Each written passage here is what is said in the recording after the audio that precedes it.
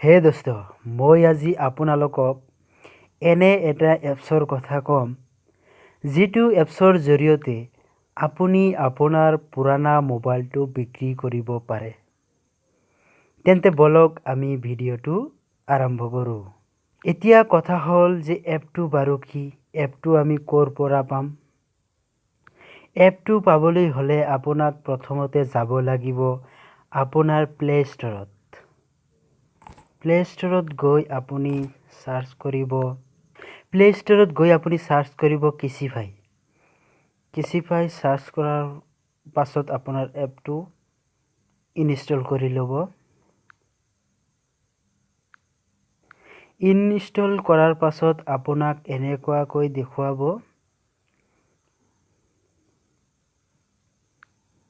স্ক্ৰীনত নিশ্চয় আপোনালোকে দেখিছে মোৰ Samsung Galaxy J6 মোবাইলখন আপোনালোকে দেখিবলৈ পাইছে। এতিয়া আপুনি যদি আপোনাৰ মোবাইলখন বিক্ৰী কৰিব খোজে, লেপটপ বা টেবলেট মোবাইল ফোন আপুনি যদি বিক্ৰী কৰিব খোজে, তেনেহ'লে আপুনি আপোনাৰ এই মোবাইল ফোনখনত ক্লিক কৰক। ক্লিক কৰাৰ পাছত আপোনাৰ মোবাইলটো কোন কোম্পানীৰ হয়, আপোনাৰ মোবাইল যিটো কোম্পানীৰ হয়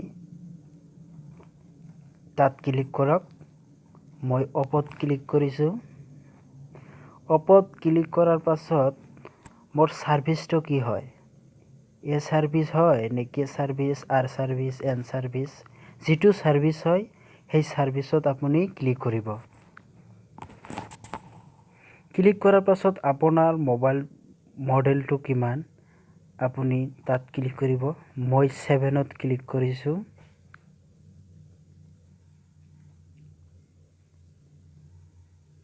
ইয়াত ক্লিক কৰাৰ পাছত মোৰ এইটো মোবাইল অপৰ যিটো 7 আছিল, এই মোবাইলটোৰ দাম হৈছে ৩,৫৫০ টকা।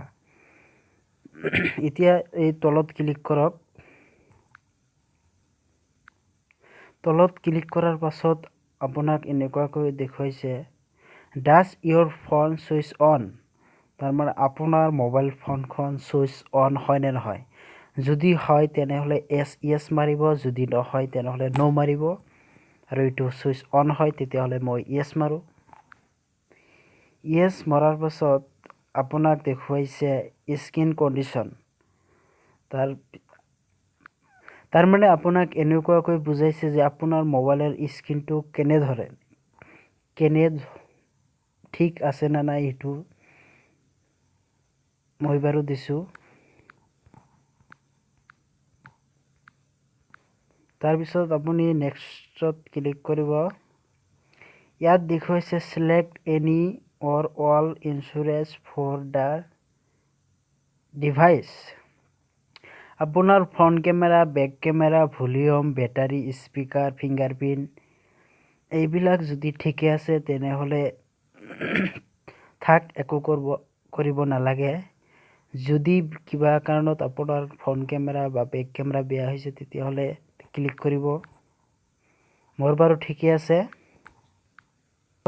তাৰ পাছত আপুনি নেক্সটত ক্লিক কৰিব। নেক্সটত ক্লিক কৰাৰ পাছত আপোনাক দেখুৱাইছে আই হেভ দ্য ফ্লয়িং।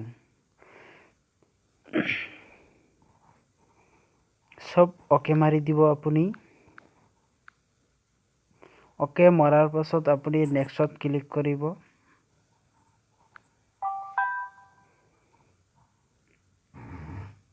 তাৰ পাছত আপোনাক দেখুৱাইছে practical condition of the device.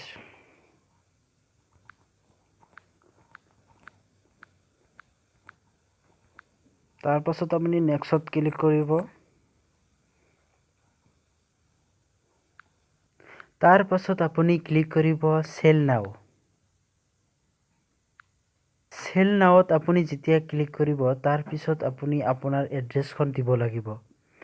এড্ৰেছখন দি তাৰ পাছত আপুনি ফৰ্মটো মাৰিলেই আপোনাৰ মোবাইলটো বিক্ৰী হৈ যাব আৰু আপুনি পইচাখিনি পাই যাব। ঠিক আছে, আপুনি যদি মোৰ এই ভিডিঅ'টো চাই ভাল পাইছে তেতিয়াহ'লে এটা লাইক আৰু মোৰ চেনেলটো ছাবস্ক্ৰাইব কৰি ল'ব। ধন্যবাদ।